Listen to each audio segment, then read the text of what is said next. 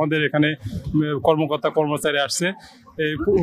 পূজাকে সামনে রেখে আমরা আলাদা 2টা ছুটি পেয়েছি এবং সাপ্তাহিক 2টা ছুটি, 4 দিন ছুটিকে কাজে লাগানোর জন্য এবং আমাদের যে শান্তি বিনোদনের একটা প্রত্যেকটা কর্মচারী 3 বছর পর পায়ে থাকে, আমরা সেই বিনোদন উপভোগ করার জন্য সমুদ্রের এই সুন্দর সৈকতের উপভোগ করার জন্য আমরা মূলত এখানে আসছি এবং এখানে এসে বেশ ভালো লাগছে।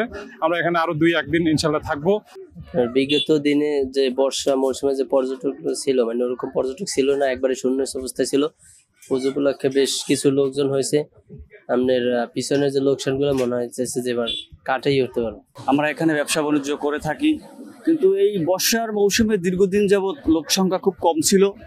ইভেন এখন এই পূজা উপলক্ষে দেখা যাচ্ছে আজকে বুধবার, লোকজন মোটামুটি আসছে বা আসা শুরু করছে।